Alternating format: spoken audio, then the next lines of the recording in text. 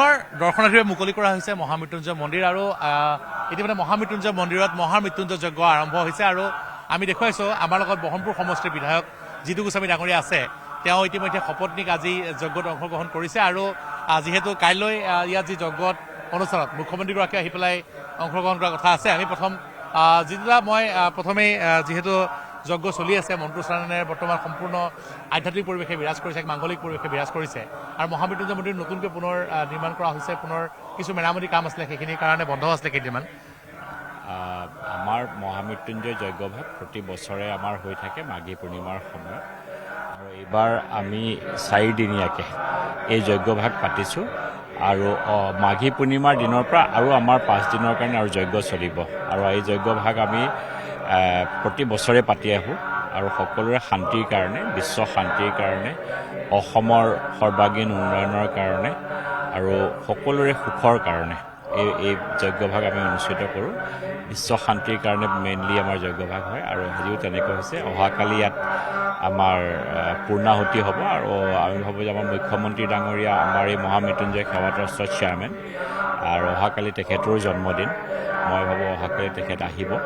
আৰু আমি সকলোৱে তেখেতৰ দীৰ্ঘায়ু হওক আৰু পুনৰ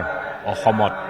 এখন সুস্থিৰ চৰকাৰ এখন হওক তাৰে কামনা কৰোঁ দাদা এইবাৰ মাঘী পূৰ্ণিমাতে মুখ্যমন্ত্ৰীৰ জন্মদিন পৰিছে নিৰ্বাচনো আহি আছে আপোনালোকৰ কাৰণে যথেষ্ট ভাল খবৰ যে কিছু আপোনালোকে যেন ইংগিত পাইছে যেন যি মাংগলিক কামবোৰ নহয় জানো চাওক প্ৰথম কথা মাঘীৰ পূৰ্ণিমা সকলোতকৈ পবিত্ৰ দিন বুলি কয় আৰু তাতে আমাৰ মুখ্যমন্ত্ৰীজনৰো জন্মদিন দুইটা আৰু তাতে এইবাৰ মাঘী পূৰ্ণিমাটো 1 তাৰিখে পৰিছে খুব ভাল আৰু মাঘী পূৰ্ণিমাৰ দিনা পৰিছে যেটা আপুনি ভাবিবই পাৰে এইটো এটা ভাল ইতিবাচক আৰু অসমৰ কাৰণে আহিবলগীয়া 5 বছৰ সোণোৱালী দিন মই ভাবোঁ এতিয়া যোৱা 5 বছৰত অসমত যিখিনি উন্নয়ন হৈছিলে সেই উন্নয়নৰ চিনেমাখনৰ টেইলাৰিং আছিলে আচল চিনেমাখন উন্নয়নৰ দেখা পাব অহা 5 বছৰ আজি এখন লিষ্ট ওলাইছে পেপাৰত তালিকা এখন ওলাইছে বিজেপিৰ যিখনত বহৰমপুৰত আপোনাৰ নাম দেখুওৱা হৈছে আৰু নগাঁও সদৰত দেখুওৱা হৈছে যে যিকেইজন বিধায়ক অৰ্থাৎ আপোনালোকৰ যি টিকটৰ প্ৰায় বিজেপিয়ে ঠিক কৰিয়ে পেলাইছে নেকি যে নিৰ্বাচনৰ কাৰণে সকলো সাজু হৈ গৈছে নেকি চাওক টিকেট লৈ আমি কেতিয়াও চিন্তাও নকৰোঁ বা টিকেট লৈ আমাৰ বিজেপিয়ে কেতিয়াও পাৰ্টীৰ কাম কাজত কেতিয়াও স্থবিৰ নহয়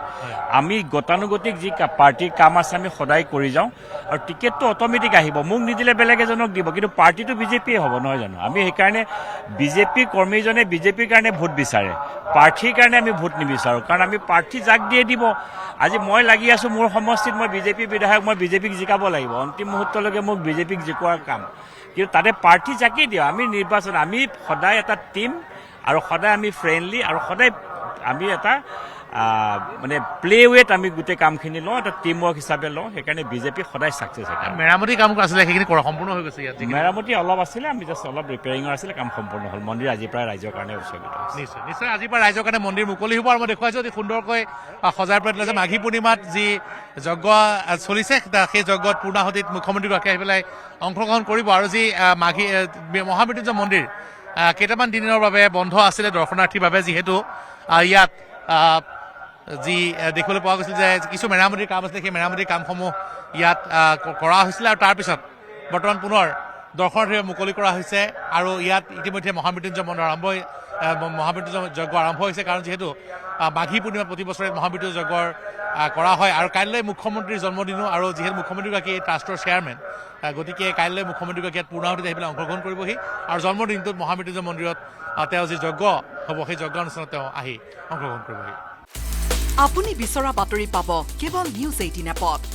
নিউজ 18 এপ ডাউনলোড কৰিবলৈ স্কেন কৰক এই QR কোড গুগল প্লে ষ্টৰতো পাব এই নিউজ 18 এপ